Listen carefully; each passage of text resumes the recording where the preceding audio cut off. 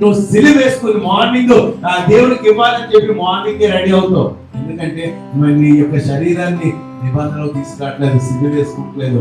నిబంధన ఎవరు నీ శరీరాన్ని ఇవ్వలేదు. అందుకే నువ్వు ఆడకోర దీవెని చూస్తున్నావు, ఆడకోర సంతోషాన్ని చూస్తున్నావు, ఆడకోర ఆనందం చూస్తున్నావు, కొద్ది కొద్దిగా సంతోషాన్ని చూస్తున్నావు. ఎందుకంటే నీ శరీరాన్ని సజీవ యాగంగా ప్రభువుకి నువ్వు అర్పించలేదు.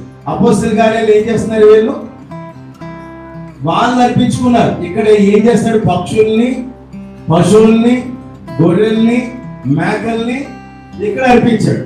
ఇక్కడ ఏం చేస్తాడు?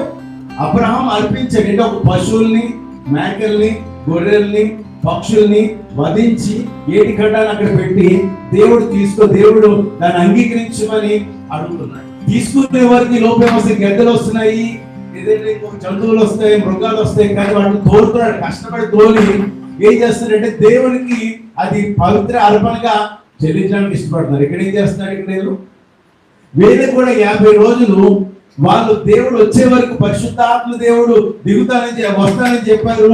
వాళ్ళు దేవుడు మాట్లాడుతానన్నాడు, వాళ్ళ యొక్క ప్రార్థన అంగీకరిస్తానన్నాడు, వాళ్ళ యొక్క హృదయార్పణ అంగీకరిస్తానన్నారు. కాబట్టి అంగీకరించే వరకు వాళ్ళు ఏం చేస్తున్నారు? అక్కడ వేచి ఉన్నారు. ఇక్కడికి ఎవరు వచ్చారు? పరిశుద్ధాత్మ దేవుడు రావడం, వాళ్ళ హృదయాలలోకి రావడము, అన్య భాషలో మాట్లాడడం, దేవుడు స్తుతించడం, మహిమపరచడం జరుగుతుంది.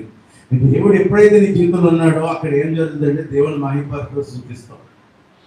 ఒక్కరోజు కాదండి ఈ ప్రక్రియ. నీ జీవితకాలం అంతా దేవుడు నీ జీవితంలో వస్తే, నువ్వు నిజంగా రక్షణ పొందితే, నీతిమంతుని యొక్క గుడారంలో ఏముంటుందంట? నీతిమంతుని గుడారంలో ఏముంటుందండి? కీర్తనలో చెప్తుంది, రక్షణ సునాదాలు వినబడతాయి. హల్లెలూయా. నువ్వు నీతిమంతుడైనా ఎంతమందికి నీతిమంతులు ఉన్నారు? క్రీస్తు రక్తంతో కడగబడితే వాళ్ళు నీతిమంతులు, యేసుక్రీస్తుని అంగీకరిస్తే వాళ్ళు నీతిమంతులు. అలాంటి నీతిమంతులు ఎవరు ఉన్నారు? మీ స్వనీతిని ఆధారం చేసుకుంటే నువ్వు ఆ నీతి గురించి చూస్తున్నావా? క్రీస్తు ఇచ్చిన నీతి గురించి చూస్తున్నావా? యేసుక్రీస్తుని రక్షకుడిగా అంగీకరించిన వాళ్ళు నీతిమంతులు అన్ని బైబిల్ చెప్తుంది. నువ్వే